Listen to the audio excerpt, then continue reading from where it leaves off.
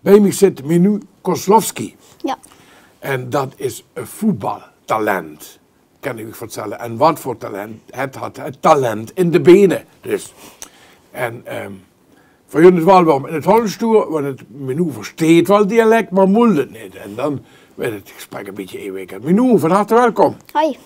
Jij bent een echt voetbaltalent. Ja. En ben je nu voor het eerst op televisie? Ja. En? Ja, Vind je het leuk? spannend. Vind je het leuk? Ja, dat wel, ja. Ja, dat wel. Hè. Dat hoort erbij. Als je een grote sportvrouw bent en wordt, dan zal dat niet de laatste keer zijn dat je op televisie bent, denk ik. Nee. Maar vertel eens, hoe ben je begonnen met voetballen? Ik was 6 jaar oud. Toen was ik begonnen bij RKTSV Ter Winselen in de JO71. Dat betekent jongens onder 7. De jongens onder. Ja, jongens onder 7. En in dat seizoen werd ik gelijk met mijn team kampioen. En dat is deze medaille. Zo. Gelijk kampioen. Ja, gelijk kampioen, ja. En, maar jongens onder 7, je bent geen jongen. Dus, maar dat zijn dan jongens en meisjes. Ja, gemixt eigenlijk, ja. Dat is gemixt. En wat speel je dan? Welke positie? Middenveld nu. Middenveld. Ja. Oké. En 2 seizoenen later heb ik de overstap gemaakt naar FC Kerkrade West. In de JO91, dus jongens onder 9. Waar ik ook nog spelen in de eerste klas. En aan het begin van het seizoen had FC Kerkrade West een toernooi georganiseerd. Dat heet de Start of the Season toernooi. En aan het eind van het toernooi werd ik als beste speler uitgeroepen. En dat is deze beker. Nou, toen als, hoe oud ben je nu? Nu ben ik 10. Ja, en toen was je? 8. Toen was je 8. Dus 2 jaar geleden was je al de beste speler van het toernooi. Ja. En hoe werd dat dan bepaald? Hoe doen ze dat dan? Er waren trainers stonden daarbij Ja? en die hadden gezegd, ja, dat meisje. Die was de beste. En waar kijken ze nou, of weet je dat niet? Nou ja, naar techniek en zo. Ja. Dat wel. En niet per se naar doelpunt of zo? Nee, Nee, helemaal niet. Nee. Want je scoort natuurlijk niet zo heel veel als middenvelder, of wel? Jawel, best Toch wel veel, ja. Ah, toch. En dus toen ging je, wacht, ik moet even kijken, dus dan ging je van Ter Winselen ging je naar Kerkrade West. Ja. En zelfs in het buitenland ben je gaan voetballen. Ja, in datzelfde... Zo jong al. Ja, in datzelfde seizoen ben ik gescout door Alemannia Aachen in Duitsland. Dus je bent zeg maar 8 jaar dan? Ja. En je wordt gescout Ja. door Alemannia. Ja. Nou, vertel. Ja, in de MO13. Dat waren meisjes van 13 en zo. En ik was toen pas 8 jaar oud.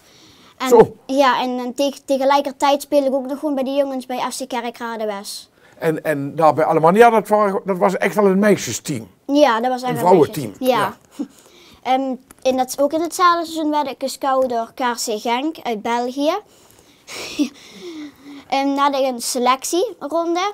En na die selectieronde mocht ik bij de definitieve selectie U10 spelen. Van KRC Genk, meisjes onder 10. Meisjes onder 10. En dat KRC Genk, dat is ook een hele bekende voetbalclub. Ja. En hoe doe je dat? Ben je dan nog steeds? Of ben je dan nu niet meer? Nee, nu ben ik dat niet meer, nee. Wat heb je dan daar gedaan? Een jaar gevoetbald of zo? Of een Ja, seizoen? een seizoen, ja. Ja. En toen weer weg. Ja. En dan moeten je ouders steeds maar weer naar Genk rijden dan. Ja. Zo man. Dat is ook wat, hè? Ja. En hoe doe je dat dan met school dan? Gaat dat gewoon samen allemaal? Ja. Dat gaat makkelijk. Ja. Ik heb vrijstelling van school. Toch? Dat ik eerder uit school mag, ja. Ja. Ah, ja. En wat ging er na Genk gebeuren? Daarna ben ik weer teruggegaan naar waar het begon, bij RKTSV Ter Winselen. Dan speel ik nu in de JO 11-1. Dan speel ik in de hoofdklasse en dat is eigenlijk het hoogst haalbare niveau voor mijn leeftijd.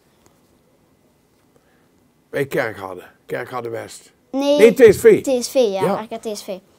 Nee, dat leek wel zo'n carrière. Dat zijn natuurlijk andere clubs, maar jij praat alsof je een soort van professionele carrière hebt. Van de ene club naar die en dan wat terug en dan... Ja. Ja. En betaald krijg je niet natuurlijk. Hè? Nee, dat nog niet, nee. Nee, maar je krijgt wel kleren en zo. Er worden wel dingen vergoed of niet? Ja, niet vergoed, maar wel gewoon kleren. Dat krijg je wel? Ja. Ja. Kleren krijg je van de club? Ja. Ja. Nou, wat hebben we allemaal gehad? Kerkrade West, TSV, Ja. Alemannia, Genk. En het houdt nog steeds niet op, Nee. toch? Ja, in oktober 2021 verscheen er een artikel vanuit Ajax dat ze op zoek waren naar talentvolle meiden. En daaruit werd een talentendag georganiseerd. En toen zei ik meteen tegen mijn vader, daar wil ik aan meedoen. Ja. Ja, toen hebben we daar gelijk voor ingeschreven. En daarna kreeg mijn vader een mail Dat ik mocht deelnemen aan de talentendag. Moest je dan wat laten zien of zo? Moest je een filmpje opsturen? Of, Nee. Nee, hoeft niet. Nee. Je moest wel iets invullen en zo, waar je speelde en zo. Ja. En daarna waren er 3 selectietrainingen, waarbij er steeds meisjes afvielen. En uiteindelijk is een groepje van 10 meiden overgebleven, waaronder ik. En die 10 meisjes vormen nou de MO11 van de Ajax Talenten Academy. En ik ben nu nog het enige meisje uit Limburg die bij Ajax speelt. Zo, man. Daar zul je bij trots geweest zijn, of niet? Ja, heel trots. En je ouders? Ja. Zo, man. Het enige Limburgse meisje onder 11 bij Ajax. Ja, en ja, eigenlijk van heel Ajax. Behalve van het eerste van het Ajax. Maar dan moet je hoe vaak moet je dan naar Amsterdam dan? Ik moet om de woensdag naar Amsterdam om te trainen. Ja, maar dat is best een stukje rijden, maar dat heb ik er graag voor over. Ja. En in de auto maak ik huiswerk of ik leer voor een toets. Dus dat combineer je mooi. Ja, dat komt Nou, mee. dat klinkt heel verstandig als jij dat vertelt, moet ik zeggen. Ja. Dus dat huiswerk, dat leidt er niet onder. Nee. Zo. En dan in de auto naar Amsterdam. En kom je ook nog bekenden tegen of niet? Want dat wil natuurlijk iedereen graag weten. Want daar ben je natuurlijk op het trainingscomplex. en Hoe heet het ook alweer? De toekomst, ja zeker. Ja. Zie je ook bekenden of niet? Ja, in de selectietrainingen zag ik Berghuis en Tadic langs de lijn lopen. Ah, die was stiekem kijken. Ja. Zo. Die waren net klaar met de training. Kijk, dan komen ze toch even kijken, hè? Naar Ja. wat de toekomst is. Het heet niet voor niks de toekomst. Ja. En nu is het een beetje gestopt. Dit doe je nu, hè? Dus bij TSV en bij Ajax. Ja. En hoe zie je dat? Wat droom je dan van? Huh? Ja, ik ben ook nog bij de KNVB. Daar kreeg mijn vader ook nog een mail van. En nou speel ik bij de KNVB MO12 Regio Limburg. En nou vorige training bij de KNVB stond er nog een scout van Borussia Mönchengladbach langs de lijn. Daar ben ik ook nog gescout voor. Ja, dat is dan niet normaal. Ja. Ik ben echt sprakeloos. Maar bij de KNVB betekent dat oranje dan of zo? Ja, dat is eigenlijk het jong van het Nederlands elftal. Ja. En heb je ook een oranje shirt? Ja, dat Oh, dat ligt daar? Ja, die. Zo, nummer 11? Ja, nummer 11, ja. Ja. Dus je speelt eigenlijk al voor het Nederlands elftal? Ja, ja. In jouw categorie natuurlijk, in jouw klasse. Zo. Ja. En als je naar later kijkt, hè, als je dan zeg maar, nou ja, waar wil je dan over 5 jaar spelen? Het liefst in het eerste voor Ajax en bij het Nederlands elftal. Dat wil je het allerliefste. Ja. Gaat het lukken, denk je, of niet? Ik hoop het wel. Je gelooft er wel in, hè, ja. of niet? Je moet er hard voor werken. Ja, want je komt ook heel zelfverzekerd over, zeg maar. Dat is echt, Ja. je wil het echt. Ja. Nou, geweldig. Ik ben echt onder de indruk. En nou ja, kijk, ik denk dan als ik later, misschien over 5 of 6 jaar, dan nog eens dit interview terugkijk en ik zie jou spelen bij het Nederlands elftal of bij Ajax, dan kan ik zeggen, zij zat ooit bij mij, Ja. bij Beleef Kerkrade TV in een interview. Dit Kerkrads meisje. Ja. Hè? En zo zie je maar weer welke talenten er in Kerkrade allemaal rondlopen. Niet alleen op muziekgebied en op dansgebied, maar ook nog op voetbalgebied. Ja. Nou, heel veel succes. Bedankt voor het Dank je. hartstikke leuke gesprek. En tot ziens bij de Leeuwinnen. Ja, Toch? dank je. Hey, dankjewel.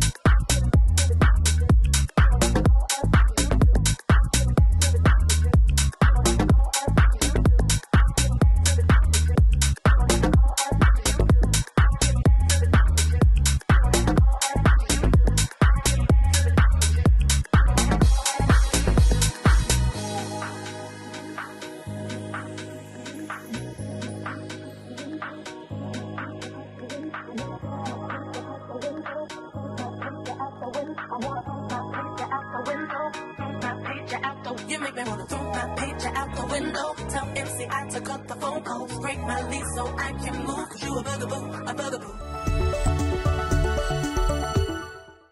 Wie is dat? Anders de wethouder van onder andere wonen. En natuurlijk ontzettend wichtig onderwerp in deze zitten. Tim Meijers, van harte welkom. Goedemiddag. We zitten hij midden in het Superlocal project.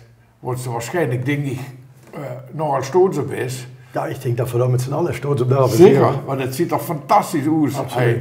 Het is natuurlijk nog niet Jans verdig, maar de begroeiing en zo. Maar ja, het ziet er natuurlijk geweldig uit. Vertel eens, er lopen zoveel projecten een keer over woningbouw. Ja. Wat kan ze ervan nemen? Wat moet er voor wissen? Nou ja, wat er sowieso zou moeten wissen is in ieder geval even bezig zijn met de woonoffensief. Ja, dat is echt de oorlogstaal. Ja, Fransje zaten. Hè. Dat is jarenlang spraken hier over krimp.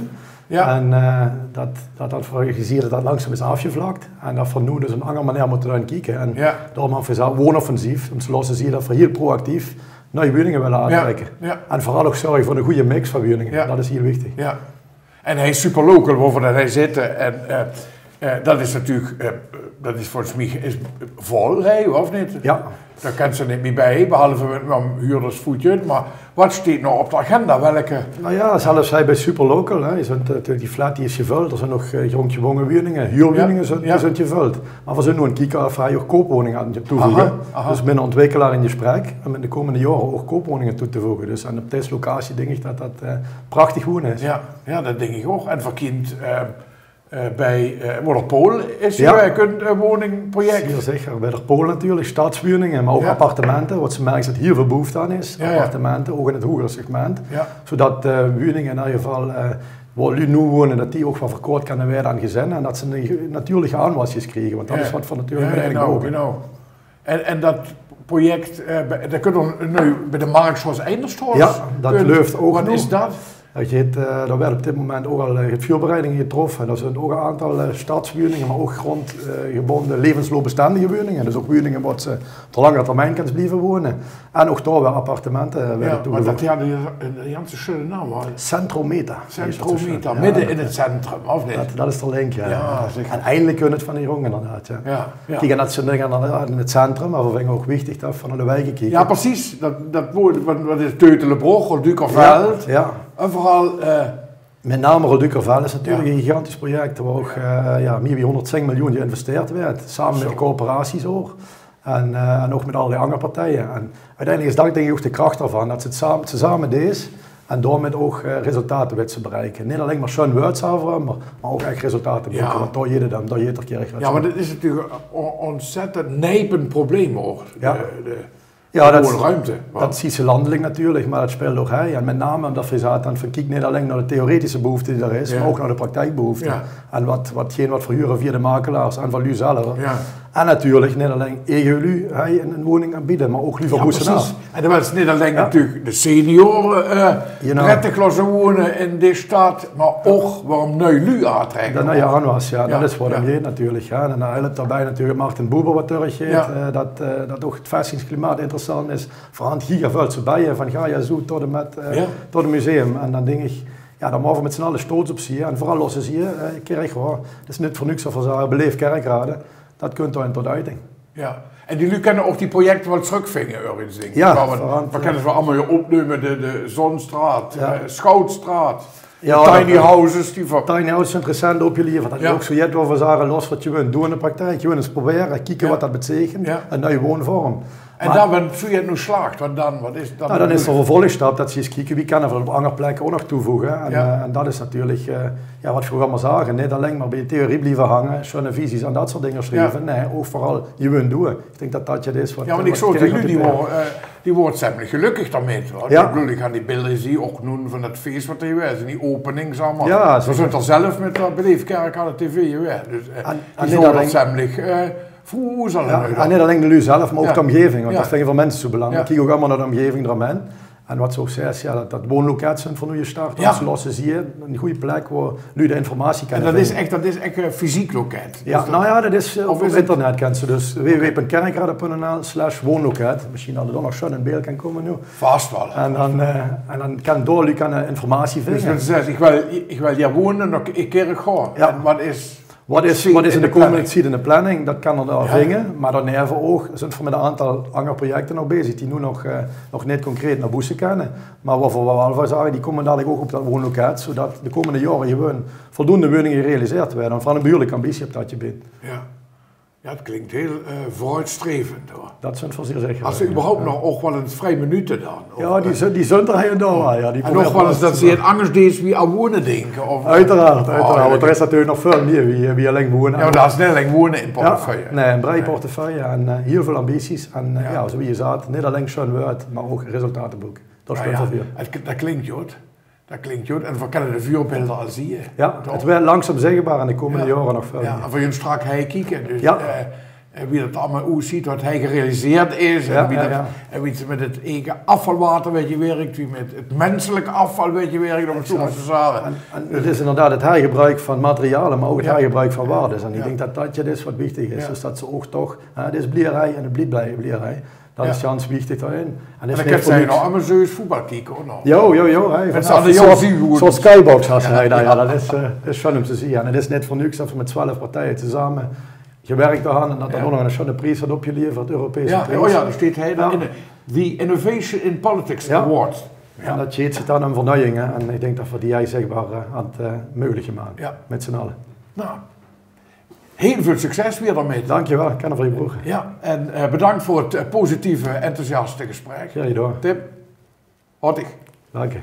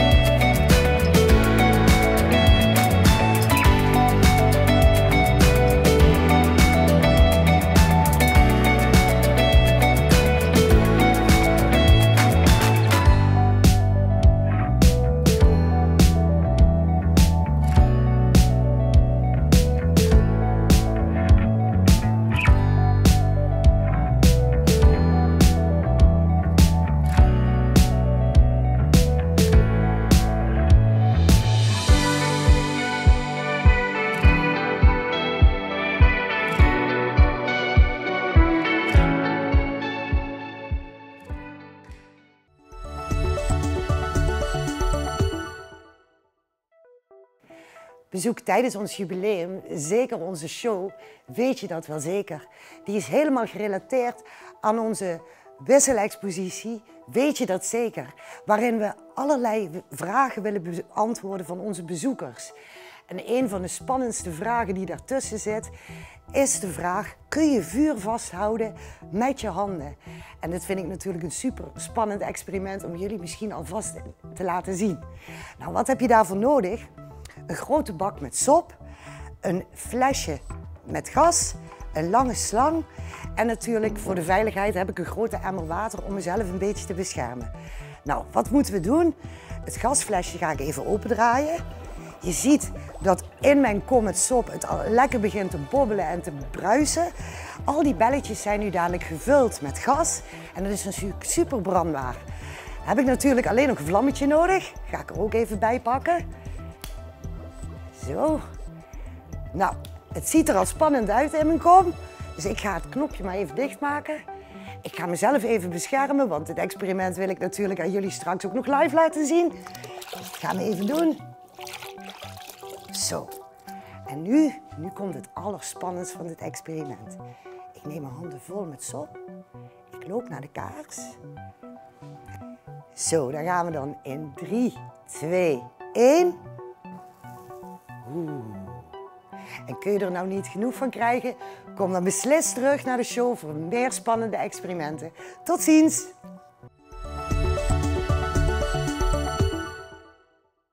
Kerkgroot Tropical, dat is het nieuwste onderwerp. Ik kan het al zien, ik ben al bestickerd.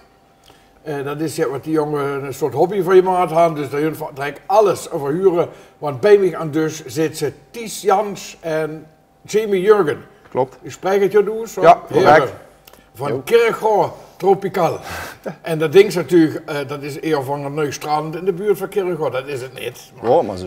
Ja, maar waar is dat je het u natuurlijk gewoon vertellen? Ja. Ja. Wat is dat Kirchhoff Tropical? Ja, ik vond dat Ties door Jansen jou uitleg aan hou. Ja, Toen en- het zijn eigen opa en oma moet uitleggen. Ja. Dus Ties, Wat ook al waarom je zat. met die spotprentjes. Ah Ik ja. denk dat het een Jansen jou is. Ja. Wat we doen is eigenlijk, we maken sportprentjes over de regio, over Kirchhoff, over Heerlen, Landgraaf.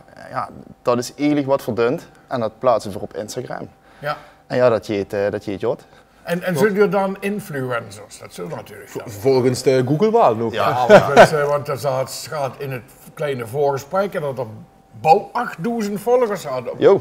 Dat is best veel. Ja, dat zijn veel lu. 2 keer rode hal. Op korte tijd. Ja. Ja. En wie is er op je komen daar? Wie kunt zijn naam überhaupt? Want dat, De naam die is ooit begonnen toen Ties en ik gaan samenwonen op de Oranjestraat in Kirchhoff. En het wordt top, maar ja, er wordt natuurlijk immer buurlijk warm, zal ik maar even netjes zeggen. Het wordt immer standaard 28 graden. Oh, zo, En ja. dat onder winter. Dus dat wordt wel lekker je fakkelt binnen. Dus dan zoek ze immer in de korte box en ohne t-shirt binnen. Ja. Standaard. Maar ja, we worden natuurlijk studenten en daar had ze natuurlijk alles vrangen met die gaan. Die willen ook Jans hier komen, maar ja, die had echt zin om meer dan een keer onder t-shirts te zitten. Dus moet dat vul je nemen in de volksmond, oh, bij de jongens van Tropical aan de dus zitten. Ah, zo is het begonnen. Zo is het begonnen. Dus dan nam de hand voor eigenlijk kreeg je op je laat. En vervolgens zelf weer een Janse pak in de naam. Ja. En toen is er een Instagram-pagina aan toegewijd om eigenlijk een beetje diezelfde jongen wat er ook naar binnen komen, Ja. eigenlijk voor het blok te zetten. Om die dom dingen wat ze doen, of door puin die ze hingen doen lossen. Ja, want de maat een beetje, de Driese biedt je dat jek met alles. Dus Ja. Driefste sport met. En wat is een voorbeeld dan? Wat zijn dan sportprentjes? Liggen die uit de dus, hè? Roda. Roda is een Roda is een grote sportprent. Nee, flauwekul. Ja, we drijven voor de sport met. Oh, Met wat net? Ja, met wat net eigenlijk. met olu. Bijvoorbeeld, kijk, vooral natuurlijk ook behoorlijk het probleem hij in de buurt. Ja. Ook een hele kijk met drugsproblematiek, wat er hierbij is, Ja. leegstand. Ja. Maar dan heeft er dan een soort van komische 3A. Genau. Ja. Je kan het eigenlijk vergelijken als het Taekwondo sigareties, het junkie wie wat immer je pest is van je op school, Ja. of een meisje, weet je wat ze nemen. Du had dan 2 opties. Of du weet je pest, of du is met ze metlagen. En dan denk je, ja, het is al dat, strongs, maar we maken er wel het beste van. Ja. En dan kies je een Janse andere omgang. Dan ben je met een totale andere blik toch naar problematiek aan het kijken. Om toch gezamenlijk, welke Ja. richting de lui denken, of het nu politiek links of politiek rechts is, iedereen ervaart hij toch dezelfde Ja. kleine dingen. Maar wat zult je voor En dat- junker dan? Zult dat de junker die je pest zijn of zult dat de junker die... We worden eigenlijk allemaal de buitenbeentjes die je toch allemaal je red hand. En omdat we Ja. allemaal dezelfde strongs blijven uitvoeren. Ja, dat toont voor eigenlijk nog wel kennen voor drutsing 14 jaar. Dat tonen we toen in de middelbare school allemaal lu in de struge duien. Zo lang deed ze dat enige? Nee. Nee, niet dit, dat weet ik, dat is pas. Maar zo lang zit ze wel alles een beetje in die rol van...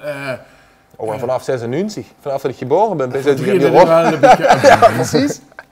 Nee, ja, ik denk wel dat vuur 2 wel dezelfde humor had Ja. daarin. En dat jeet Jot, samen, dat pakt zich Jot samen. Klopt. En dan kunt ze tot schoon Want, dingen. want ja, ik wist toch wel wat hij voor werk deed, maar dat is op zich aan serieus werk. Dat is heel aan serieus, In bronschieterij. Dat is een ambacht wat die Ja. deed. Ja, maar die ik Een doe. richtige ambachtsman niet worden. Ja, maar die ik doe, Of kan ik eigenlijk durf best het wel niet te zeggen. vertellen? Ja, zeker wel, maar dat is die bakkelof die ik verkoop. En dan- Ik ben adviseur in energie, dus ik kijk gewoon puur met de lui, Jan simpel, waar kan het beter. En niet alleen het contract, maar ook de voorwaarden, de juridische dingen die eraan zitten. ja, dat zijn die ganse serieuze... Het zijn zeker serieuze dingen waar ze mee vakken. bezig zijn. Ja. Want toen ben je immer met jullie en het chill bezig. En dan kiezen toch echt wel een Janse andere dynamiek aan dus, als dat ze doen met de onzin van kinderen Ja. van Ik denk ook dat het vuur ons beide een uitlaatklep is. Ja. En zo. Ja, klopt. Ja. En u had toch een paar weken geleden, je had er een soort pop-up store. En dan verkopen die dingen, dat is allemaal oesverkoord nu. Dus dat, Ja, dat wordt echt dan word je weer dat op. wordt chaos. Hey. Ja, we houden met de tuut, de verhand, dat is al gaat langer geleden. Ja. Je kunt wel nog een keer terug. De mok wordt de tweede keer dat we hem nu houden. 2 keer ook uitverkocht. kunt ook nog terug en verhouden nog shirts met Enne hing erop. 5 keer ongeveer. Ja. En ja, voor dat weet ze wat, voor eens een keer een pop-up shop. Zijn voorbij lekker delicatessen. Ja. Chantal van Eupen hierbij. Zei ja, kom maar jongen, dunt voor. Ja, zo gezegd, zo gedaan. En stongen ineens En gewoon een stormloop 50 gluur de duur. voor dit stijtje hoor. Die keer Ja, Ja, het houdt zo van je zie je. En ik denk dat ik voor het twee spreekt dat ze ook gewoon. Het is, wat ik ook al stelde in het voorgesprek aan je, of een beetje onvastbaar. Dat ze zoiets had van ja, zoveel lu voor ons, voor de zeker veel maken.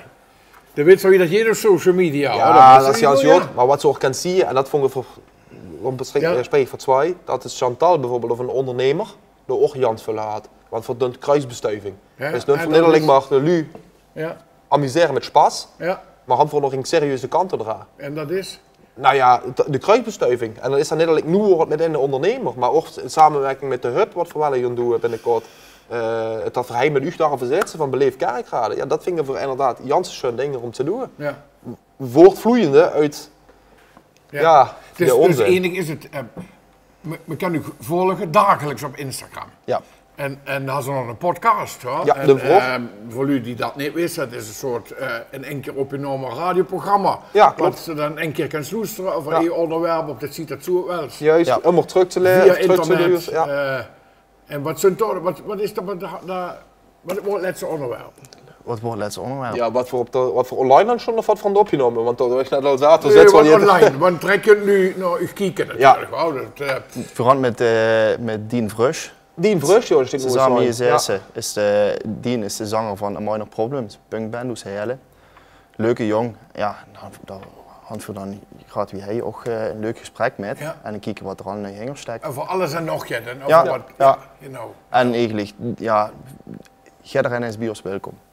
Dat is eigenlijk wat voor Bij doen. u nog podcast. Ja, Ja, ja, zeker. ja. Dat En wat maakt, wordt de laatste post op Instagram? De laatste post op Instagram. Oeh, dat wordt al niet verspied van Jester hoor. ja, niet voor speed. Niet voor speed. Ken ze niet voor speed? Het is een computerspelletje. Ja. Dat is weer Fast Race. Furious, Ja, de film. ja. Race spelletje. Ja. En dan hou ik een nieuwe cover van je maat en dan had ze immer zo niet voor speed en dan wat had ze Tokyo Drift en weet ik wel niet allemaal. Het zijn alle nieuwe edities ervan en ik hou Sportauto's. ja, Ja. niet voor speed kerk je maat. En dan Ja. met twee lui in met een rollator die in het racen worden. Ja. Zo gaat dun voor. Dat zijn de dingen die verdunt. Ja. Of zo met Pinkpop, handvuur ook een paar pleitje in je maat, wat dan Ja, leuk. Gewoon, Ja. als hij, als persoon uit de buurt, maat ze hier als veel wel eens met dat ze denkt, ach, dat is wat typisch. Het zijn dat dan voor hun verzameld, al die beelden, of die toeristen, hoe ze het Holland al die hier gaan komen en dan nog meer typische dingen doen, dat soort. Leuke, herkenbare Ja, dus dingen. wenn ze dan echt wat wisten, moet ze hun ja kijken. Dan Ja, moet ze ja, dan zeer. gewoon, u gaan volgen op moet ze Instagram-account hebben. en dan Ja, moet ze keer u ik gaan gewoon volgen. tropicaal. En dus dat zo enig is het, zo iedere keer gaan ze dat met houden. Want iedereen had een mobiele Vind ik telefoon, waar dus computer, dus iedereen kan dat account volgen. precies. Hadden ook beroemde volgers al of willen dat niet? Petra. Petra Dassen. Dassen. Ja, zeker. En wat had Danny Pauwels. Danny Pauwels. De jongens van Zit ze, Radau. Jot? Ja, zeker zitten van dat, joh. Zitten is niet normaal. Oh, en de Limburger en LA. Oh ja, en dat ja, soort klopt, dingen. ja. Ja, dat zijn dan niet bekende lui, maar ja, wel. Leuk, ja. En dan, ja, nu nog een keer lezen dat er ook nog een soort festival had, hoor. Ja, Een festival. Beach Bash. Feestje is het Een eigenlijk. feestje, wel. Ja, dat is dan volgende week, Ja, Ja. komende vrijdag is het. komende vrijdag en in Kerkhorzeg, of niet? Nee. We hadden het zo schön met te trekken dat vuur met ons enthousiasme over kerk gooien. Een podiumhandje krijgen en hellen. En waar? Je hebt de nieuwe nog. In de Nieuwe En de Nieuwe in Nog, de moet daar. muziektempel, zeg maar. Ja, ja. Maar ja, het kunt er ook een beetje als voor dat Kerkhof Tropical, ja, de naam zegt Kerkhof, maar voor Zunter eigenlijk voor gans park staat. Ja, dat vind ik, ze zit in de naam. Ja. Klopt. Ja. Ik vind dat, wenn ik dan denk, oh, is dat een nieuw strand of zo? Ja. Gelukkig dat je er daar oes lekker in de Nieuwe Nog. Wat je er doet dan? Nou, je vooral Festival, leuke muziek, dansen. Ja, dansen, spas maken met de lui. Ja, eigenlijk wat veel doet op zijn Instagram-pagina, wat ik al oeslaat net in het voorgesprek, veel zo'n verbindende factor. Met humor als ja, sleutelpunt, wat ze maar zeggen, sleutelmoment, wie ze toch wat zijn, een verbindende factor. En dat willen we het echt gaan uitvoeren in de nieuwe nog. En we zal zien hoeveel reacties voorhand. En dan komen er ook ganse leuke artiesten, zoals er bij Trains bijvoorbeeld, die kunnen erin. De jongens van de weekendclub die komen erin. Maar voorhand ook aan onbekend talent, ook een podium willen geven. En die komen ook. Dus ja, dat soort leuke dingen. Iedereen kunt, iedereen is welkom. Komen en absoluut. Moet ze nog een 3 betalen? Of, Ja, 10,50. 10,50. Ja. Symbolisch bedrag wel. Ja. Ja, dat moet, Moet kennen hoor. moet kennen. Dat hampt er nog wel eens in de buurt. En dat kan we niet meer helden hoor. Dat kan, nou, die typen wel. Komen nog een keer terug. De type, dan moeten ze... Ja, ik leg maar even de censuur erop. Ja, we weten we nog kunnen hoor. Hey, ik vind precies. het echt top. Ik vind het echt, wie zou ik zeggen, zo met zo'n schön woord, hey, hoe zoeken. Ramkiks. Ramkiks, ja zeker. Ik ga direct meteen aansluiting zoeken op Instagram. Dat Wat is ze goed. zeker doen. Voorzichtig komen. Schön dat hij wordt en veel plezier. Ja, hartstikke bedankt. Tropicaal. Dames en heren, we houden echt twee typen aan de deur. Dat maakt zo niet iedere keer met, maar dat is nu wat beleefd Kerkhoor televisie is. Bedankt maar jongen, veel succes. Ja, heel bedankt, Geen dankjewel. probleem, dank u.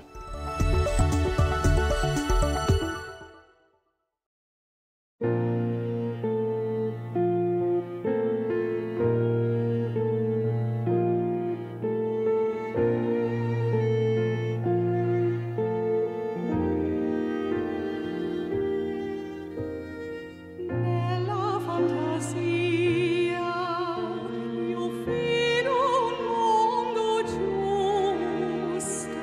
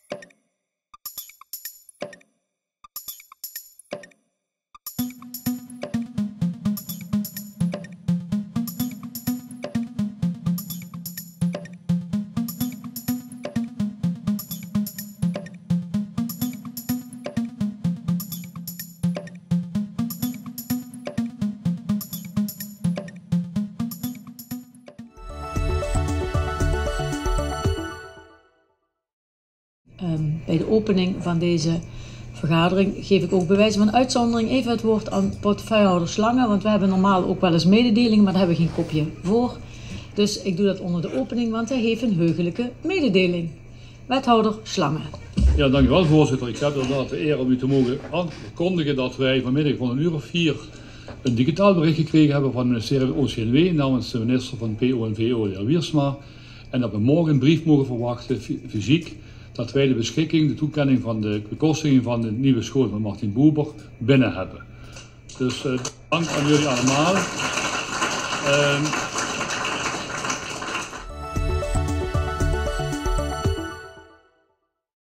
Het Martin Buber in Kirchhoff. De school is er. Dat kunnen we hij nu wel expliciet zeggen, Petra. Stemmt toch? Jazeker, dat stemt. Godzijdank. Godzijdank is daarbij. Absoluut. En houdt ze nog steeds twijfel? Nee, want we hadden er echt keihard aan je werk, maar er waren wel momenten van wanhoop in dat proces. Ja. Dat kan ik eerlijk zeggen. Zeker door de ietsje afwijzing. Ja, precies. Op je wordt ze zingt van ja, maar dat is juist de kern van het concept. Hè? Wie voor burgers opleiden, kinderen opleiden om in die samenleving te functioneren. Mensen door dan op afgekeurd werd en ietsje keer dong dat Jans veel ping. Toen was wel een moment van wanhoop, maar toen moet je immer vasthouden aan dingen droom. Ja. En doorgaan en dus is. Stick to the plan, zoals ze. Met het totale team, stick to the plan. Je leuven in dat en dan kun je het uiteindelijk wel tot resultaat. Met een geweldige open dag. Die inmiddels al wel met Sietje hing of slikt, anger of weg of zo, denk ik zo ongeveer. Het willen een paar mooie zaken. Wie 700 nu met kinderen door worden. En wie voelt zich daar? Er zijn maar weinig, laat ik het zo zeggen, ik ga dat je zei, ik ben nu ruim 4 jaar burgemeester van Kirchhoff, maar dat was echt een van de gelukkigste dagen in mijn ambtstijd in Kirchhoff. Misschien ook wel van mij als mens, omdat zo wie lang dat ik al wist, 12 jaar geleden, de schoolvoet, de zielvoet als Kirchhoff, dat hou jij daarin immer, de spruch daarover. En wenn ze dan met dat Janse team, met de wethouder Joost Lange en nu de René Verdunen, met de Frank Ramakers, met de Berdert Marij, met alle vrijwilligers, en met de Werner Jansen, die allemaal door zo aan je trokken hand en dan uiteindelijk de dagdaags beleven. Want het is niet alleen maar een school, het is veel meer dan dat. Want we zagen echt, voor wel in deze stad, duurzaamheid veranderen. Dat is op verschillende fronten. Het had met goede woningen te maken, met duurzame woningen, maar ook wie je met EM. Zeker. En dat begint bij het onderwijs. Natuurlijk. Dat ze de kinderen als gelukkige mensen in deze samenleving liet ontwikkelen. En dat die is het fundament. Dat is het fundament van alles. En dat missen te voor je. En die school is toch wel een begin van een antwoord erop. Ja. Nou, dat klinkt heel erg hoopvol. Toch? Ik ben nog hoopvol. We hadden nog nooit een project gehad waar we hadden veel projecten met ziel en zaligheid, maar dit is wel echt in de top 3. Het straalt zo oest. Ik droom van het Martin Buber. Ja, dat is waarom Jans het angers. Ja, maar dat was eruit geweest. Maar ik geloof ook in de krant, denk ik dat het wordt, dat ze, wenn die kinderen naar school gaan, heeft ze geen moment getwijfeld. Nul, zeker niet. Want, en dan kan nog de pessimist natuurlijk zeggen, ja, dat is makkelijk kallen, zo achteraf. Maar dat is een eerlijk en oprecht antwoord. Hoe het had. Absoluut, omdat op deze school, waar wij het nu vaak een beetje doen alsof dat Jans het angers is. Het is een Jans angers school, maar het begint in de kern met ook gewoon leren uit de burger. Kinderen moeten ook dingen leren. Het moeten op deze school zit ook centraal. Dus het gaat ook om boeken, om lesstof eigen maken. Maar we gaan dan een stapje verder. De lesstof maakt zich eigen in het boek, maar ook door daarna in de praktijk te zien wie dat werkt.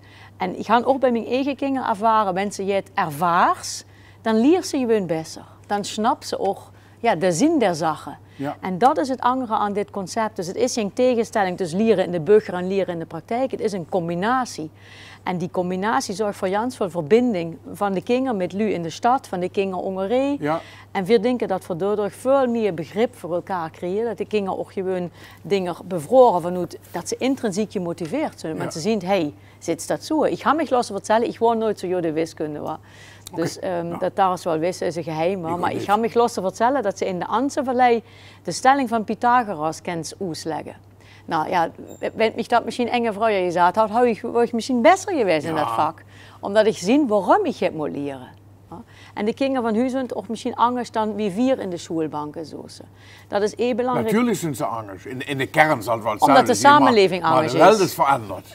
Precies. En die school is door een antwoord op de welt is veranderd. We benaderen de kinderen anders. En het is ganz belangrijk, daarom zal ik zeggen, 100% zeg ik mijn kinderen hen, omdat er aandacht is voor het kind, voor de persoon. Het is een kleine school, kleinschalig, aandacht. Dus het is in groepen samen.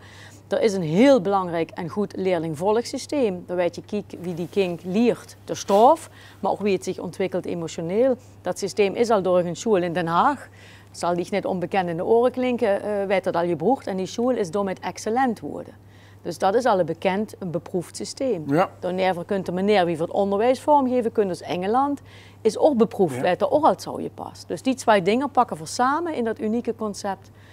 Ja, dus ik huur niet even op. Nee. Nou, dat is er nog weinig ziet, maar huurt niet op. Dus, ja, ik huur niet op. Daar straalt het enthousiasme uit. En ook nog midden in de stad. Midden in de stad. En door Martin Buber is natuurlijk niet zomaar een naam. Het is ook een pedagoog, filosoof, die ook met Kerkhof al verbonden is vanwege de plaketten. Ja, precies. We komen dat jaar al tientallen kinderen uit de ganse wereld naar Kerkhof voor de dialoog met elkaar. Ja. En in deze wereld van nu, wie je ziet, wie er kreeg, overal om ons heen erger werd, is er dialoog met elkaar en samen in vrede leven. Ja. Een boodschap die harder nodig is. Dat belangrijker is, wie dat? En dat is ook het fundament van die school. Ja. Immer in gesprek blijven met die. Ik goed toe. Doe ik. Ja, dat is het. Dat is het. Bedankt voor het enthousiasme in dit openingsgesprek van... En misschien krijg je ook nog eens kleinkinderen die dat erheen kennen. Vast wel. Dat zou natuurlijk ook een droom zijn, maar dat kunt spieren. Ja. Oké. Peter, bedankt. Dank je.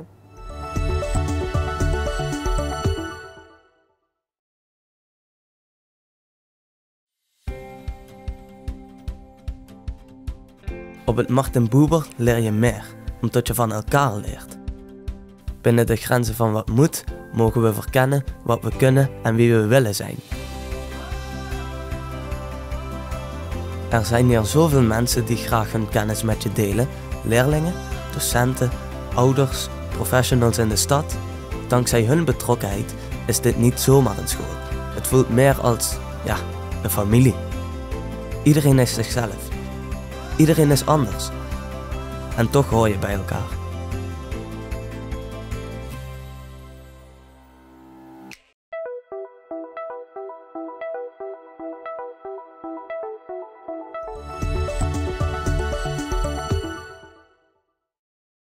Gewoon. Je lietser sterenbel.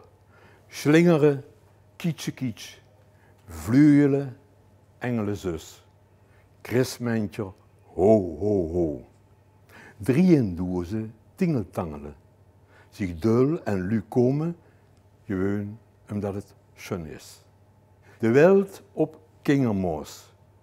De geschichte verteld werd van een kind, van deren, van pap, mam, van lu op de vlog. Het bezongeren van engelen.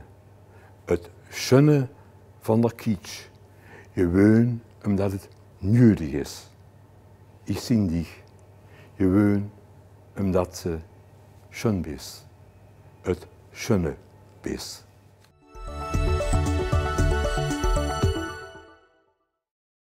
We freuen ons, wenn wir euch kunnen ontmoeten op 1 januari. Om 1 uur is de traditionele receptie in ons Roodhuis op de Maat. En vanaf 3 uur stunden we bij Kasteel Erestein om met u een glaasje chocomel of koffie of thee te drinken. Om samen te toosten op het nieuwe jaar, wat ons hoffelijke Kerkhof veel jods gaat brengen. Voor nu wensen we u en jouwe roets.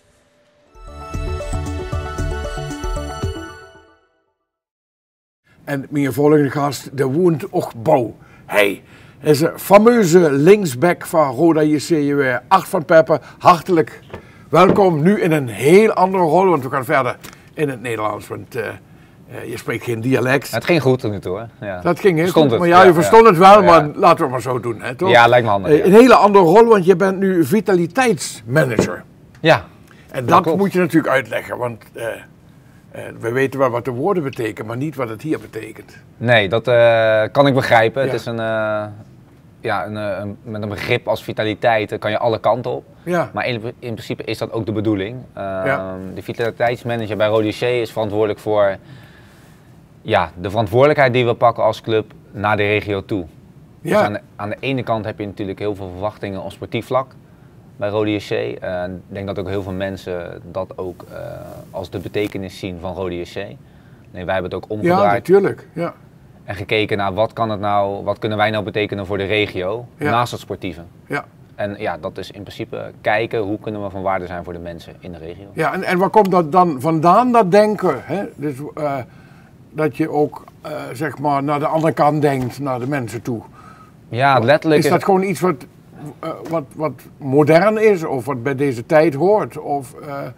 Uiteindelijk is het denk ik iets meer dan een jaar geleden heeft de club onder aanvoering van Jordens Peters nagedacht over wat betekenen we nou voor deze regio? Wat kunnen we ervoor betekenen? Ja. Nou, dan is al snel natuurlijk het antwoord sportief. Ja, dat moet op het sportieve vlak zijn bijna. Hè? De ambitie is ook om de beste eredivisieclub van Limburg te worden weer.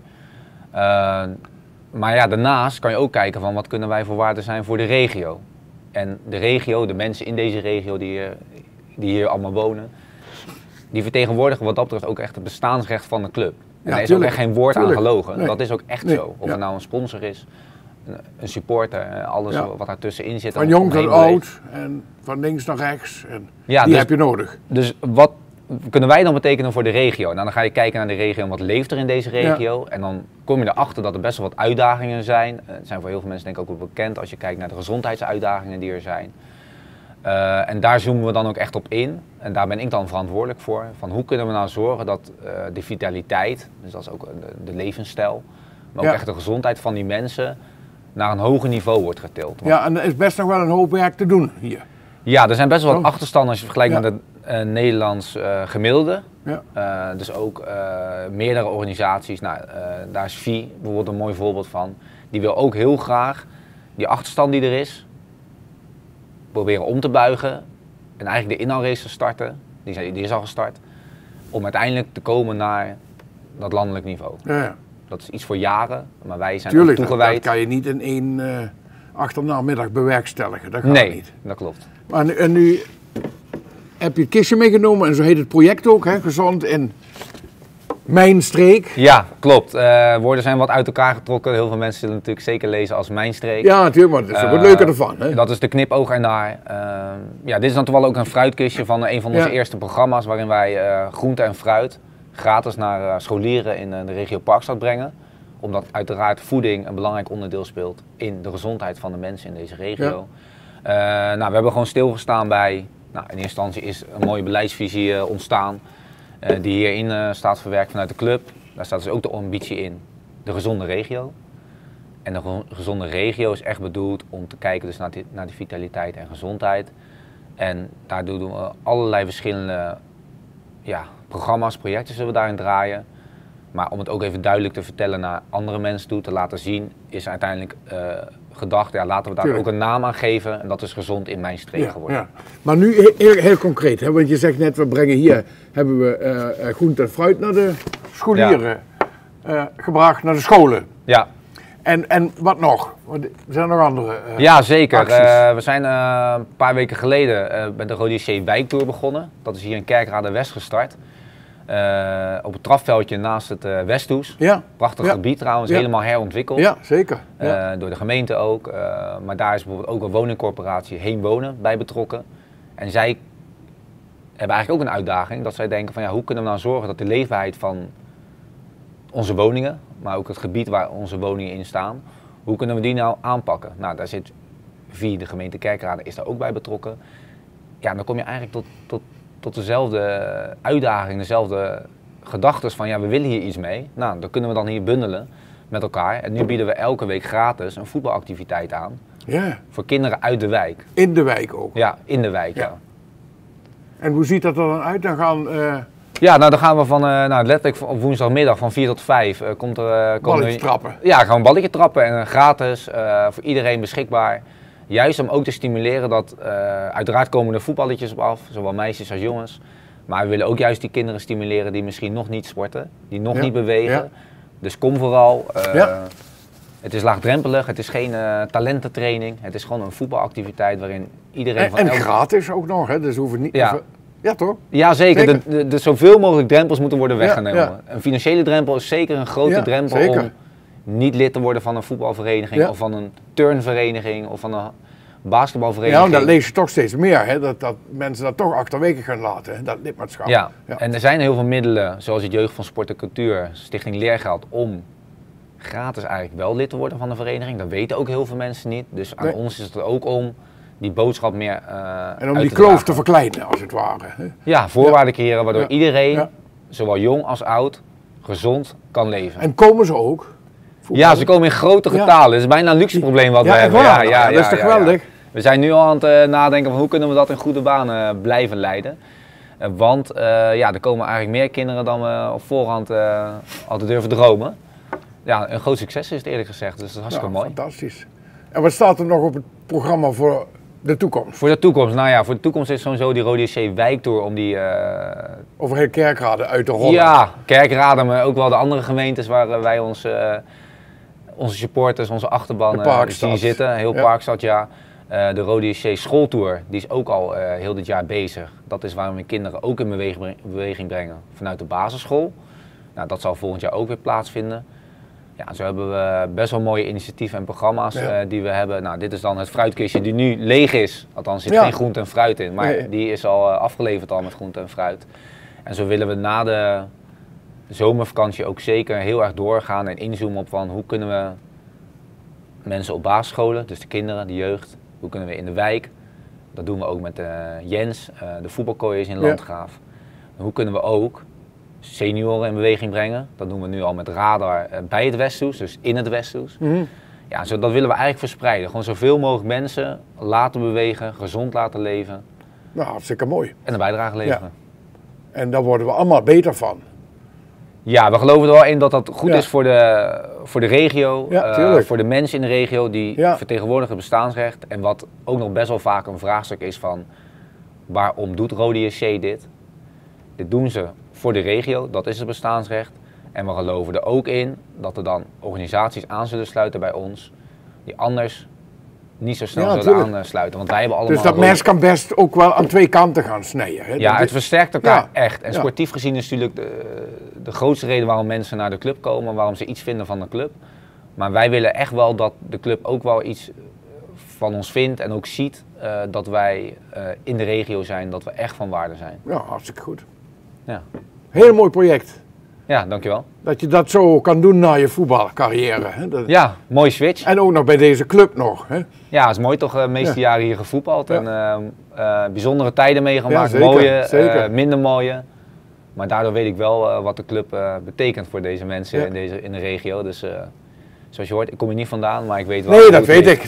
Dat klinkt meer naar de Randstad. Hè? Ja, iets meer, ja. Nou, hey, hartstikke bedankt. Veel succes. Ja, dankjewel. En bedankt voor het interview. Ja, graag gedaan.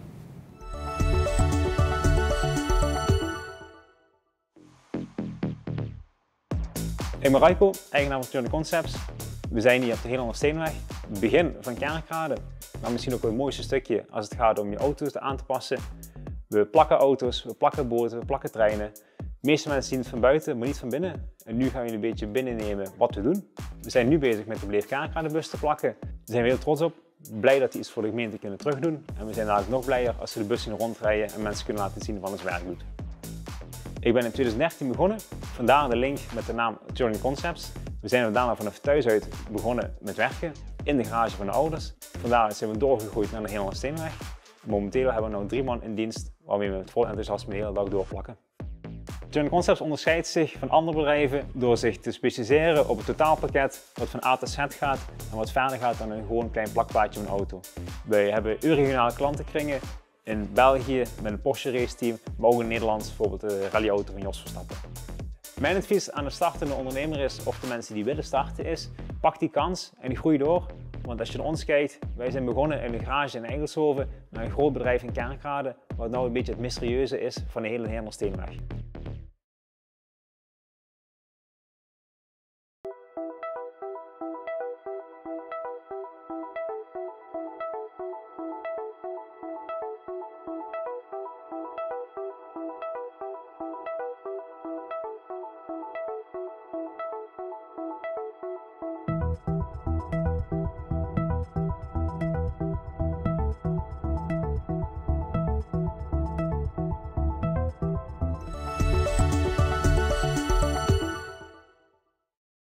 Ja, we zijn natuurlijk te gast, dat hadden we al kunnen zien in het programma, bij het prachtige bedrijf Kerkrade Top Vintage. En die komen natuurlijk ook nu uitgebreid aan bod. En wij hadden aan dus, ik begin met Angelique Misaré, ja, eigenaar van Top Vintage. Ja. Voorhand Jan Moordang, algemeen directeur van Top Vintage. En voorhand tenslotte ook nog Laura Avdaljan Naranjo Garcia. Het is de director marketing van Top Vintage. Dus daar kan je van de hele top aan voor hij vanmiddag bij neerkrijgen. Nou ja, wij willen een aftrap doen, want vertellen ons aan de lui die aan de televisie zitten en voor hun in het Hollands toe in het Nederlands. Want ze kan je plaats, behalve voor Jan dan. Wat is Top Vintage? Ja, nou, dan zal ik beginnen. Zeker. Dus, samen met Jack ben ik dan de eigenaar van Top Vintage. Hij is er vandaag niet. Ja, Top Vintage is ontstaan uit een uit de hand gelopen hobby. We bestaan nu 15,5 jaar. 15? Ja, we zijn op 1 april 2008 begonnen. En dat was in de woonkamer. In onze woonkamer zijn we gestart op Marktplaats. Met vintage, met tweedehands spulletjes verkopen. En dat ging zo lekker dat we zoiets hadden van, nou laten we een webshop beginnen. En zo is het gegroeid van tot 1, nu. 2 medewerkers tot nu. En hoeveel nu? 110 ongeveer, ja. Ja, want je hebt natuurlijk hier de winkel, waar mensen gewoon naartoe kunnen komen. Ja, precies. In Kerkrade. Ja. En je hebt nog een deel wat daarachter zit, wat we niet zien eigenlijk. Dat Nee. is de webshop natuurlijk. Ja, klopt. We zijn natuurlijk als webshop begonnen en een paar jaar geleden toen we hier in Kerkrade kwamen, hebben we zo'n mooie ruimte dat we zoiets hadden van laten we ook een winkel gaan doen. En dat is een heel groot succes. Dus mensen uit de regio weten ons te vinden, maar ook mensen uit Zwitserland, uit Leeuwarden, uit Duitsland, uit België. Ze komen allemaal hier naar Top Vintage. Gewoon... En we hebben dan hier een winkel en om de hoek hebben we nog een outlet. Dus, ook nog? Ja. Nou, ja. we gaan het ook nog zien. Ja, Dan precies. krijg je nog een rondleiding zo. En, Zeker. Je bent director marketing. Klopt, ja. Klopt. En wat doet die? Nou, eigenlijk van alles. We hebben natuurlijk, zoals je al zei, een hele grote online omgeving ook. Ja. We versturen onze pakketjes naar meer dan 90 landen wereldwijd. Ja, die klanten die moet je natuurlijk ook weten te zien bereiken. Ja, en houden. En houden, inderdaad. En in de afgelopen 15 jaar hebben we een hele mooie community opgericht van echte fans van Top Vintage. Dat is ook wat Angelique zegt. Ja, ja. Die klanten komen allemaal naar Kerkrade om hier te shoppen. En de online klanten, ja, die benaderen we via verschillende social media kanalen, maar natuurlijk ook alle andere digitale kanalen.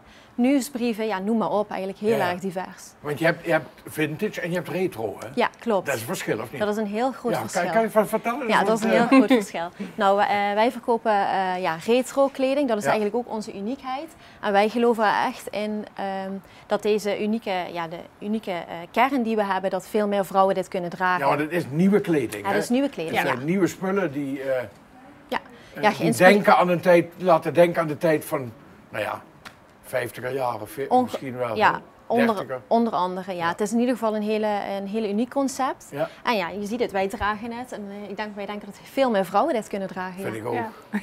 Dat vinden wij ook, ja. En hoe kwam je daarbij? Wat was... nou, wat ik al aangaf... Ja, in de woonkamer, hoe... Ik begon dus echt met vintage. Dus we zijn, onze naam is Top Vintage. We zijn echt met vintage begonnen. Dus dat is dan niet zomaar tweedehands, maar echt een bepaalde periode. En dan ben ik met laarzen begonnen en kleding. En met de kleding merkte ik, dus ik had echt de jurk uit de jaren 50, uit de 60er jaren. Maar dan heb je maar 1 maat. En dan kreeg ik heel veel mailtjes van klanten. Oh, ik wil die jurk. Ja.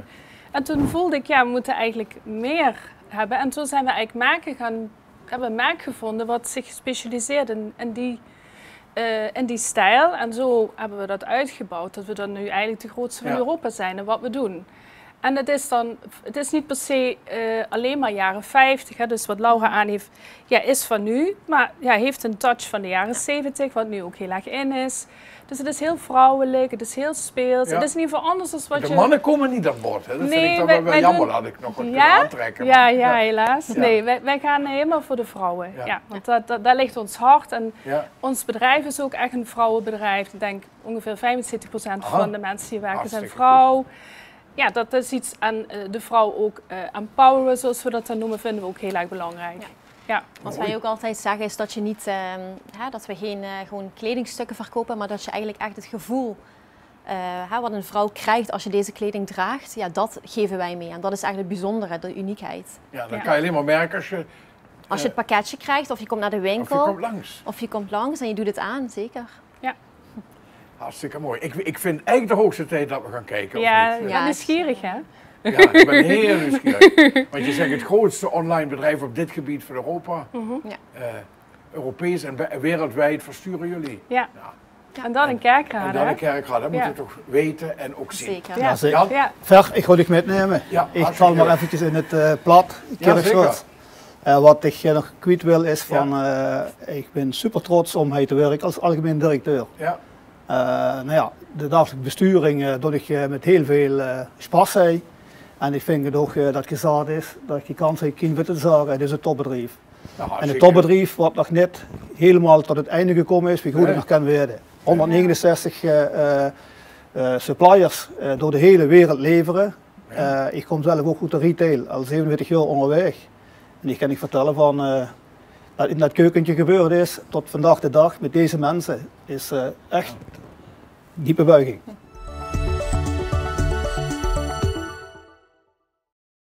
Ja, je komt op de bovenste verdieping van Top Vintage en waar zijn voor?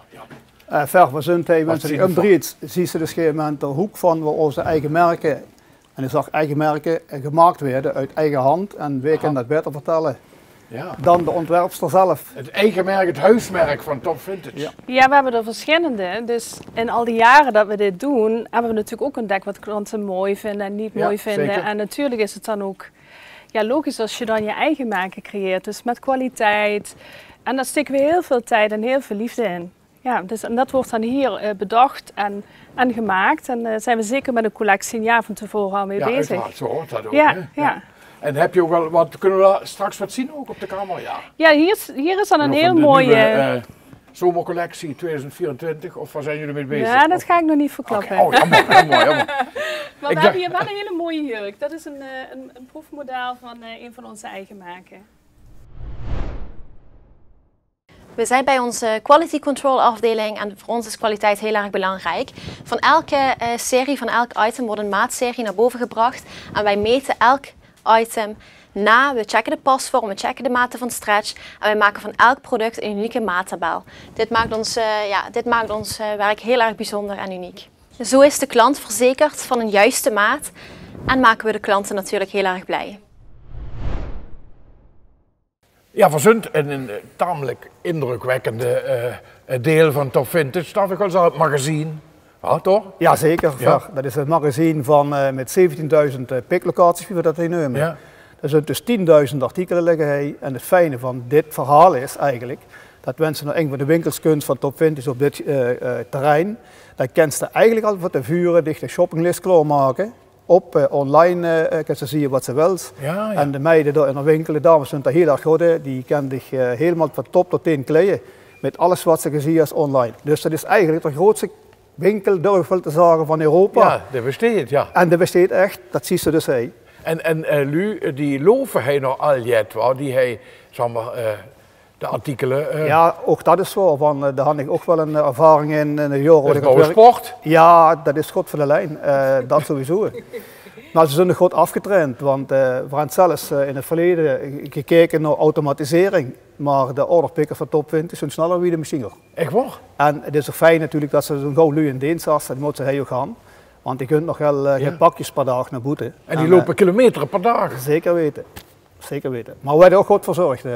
Ja, dat moet door. Zeker. Daar had ik alle vertrouwen in. Ja, we zijn nu aangekomen bij het dan kan wel zeggen, het paradepaardje van Top Vintage, namelijk door Retro Boutique. En er is echt een hoop over te vertellen, dus ik geef meteen het woord aan... Ja. Weer wel. Ik denk dat het beste Angelique natuurlijk is. Natuurlijk. Ja, nou ja, we zijn hier dus in de Top Vintage winkel. Ja. We vonden het heel leuk, zoals ik al eerder noemde, om deze plek ook een winkel te maken. Om eigenlijk dat gevoel wat je op de website hebt, om dat eigenlijk zo vorm te geven dat als je in de winkel stapt, dat je dan dat gevoel, dat gewitte etwas.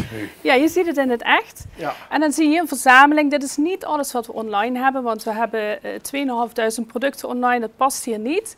Maar je kunt hier wel komen en we kunnen het achteruit ons magazijn halen. Ja. En hier zie je dan een selectie van merken en ook van onze eigen merken. Dus we produceren ook zelf. Dat bedenken we allemaal hier met onze geweldige designer. Er worden proefmodellen gemaakt. Dus het is een hele lange tijd met heel veel liefde. Ongeveer een jaar duurt het voordat we een collectie klaar hebben. Dus hier hangen ook onze eigen merken tussen. Ja, dus het is niet zomaar, hoe zei je ook alweer, fast fashion. Hè? Nee, dus, wij doen niet aan fast fashion, wij doen aan love fashion, zo noemen we het dan. Het is iets wat je hier koopt, daar doe je ook langer mee. Dat is allemaal kwaliteit en daar zijn we heel trots op om het op die manier te doen. Ja. Hartstikke mooi. Ja. Het is ook een heel leuk gevoel om hier te zijn. Ja? Ja. Wat fijn. Ja. Jan, dit is natuurlijk voor goed zin een webshop. Een online bedrijf, maar nu zijn we echt in de winkel. Waarom zie je nu in de winkel? Hey? Ja, maar dat is een hele goede vraag. Hij kunt ze eigenlijk op zaterdag moest hij eens naartoe komen. Ja. En dan geeft ze gewoon even naar Frans, Vonken, een tasje koffie pakken. En dan zie je op een gegeven moment van België, Luxemburg, Zwitserland. En dat zijn allemaal mensen, ja echt hoor. Het zijn allemaal mensen die kunt dagtoeren maken. En zelfs zo is het in het verleden allemaal geweest, op de dag van nu. Dat mensen zoals van de klantenservice boven, die geven tips. Van hotels, van ondernemers en kerkraden en de boete. Dat ze ook heel goed het weekend doorkomen en ook de fijnigheden zien van wat Kerkhout erbij had. Dus dat is gewoon een hele mooie bijkomstigheid. Wie dat dan waarom zich ongereden, dan waarom aanvult. Zeker. Dat vind ik ook een belangrijk punt. Van, dat is natuurlijk in de Wiebachstraat zitten veel ondernemers. En kerkraden voor kerkraden is natuurlijk ook samenwerken. En dat is met dit. Het is eigenlijk ongelooflijk waar de mensen vandaan komen, dus fijn om te zien. Ja. En wenn der Bäcker dan nog zegt, jullie zijn even zien kijken, dan... Ik weet zeker dat de Frans, daar moet ik maar reclame maken voor de Frans ook, van fijn dat de man zo dat gebouw neergezet had.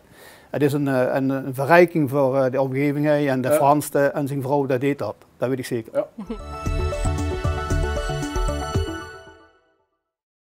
Het afgelopen jaar had Jans voor u heel gewerkt om Kerkhout nog zonniger, nog veiliger en nog groener te maken. Bij de vereinen, bij Jans veel vrijwilligersactiviteiten. Daar zijn we Jans erg dankbaar voor, want samen maken we de stad. En ook voor 24 hoffen we dat u uw blied inzetten voor ons schön Kerkhout. Voor nu wensen we u aus der Grund van ons hart alle neu schön Christdag!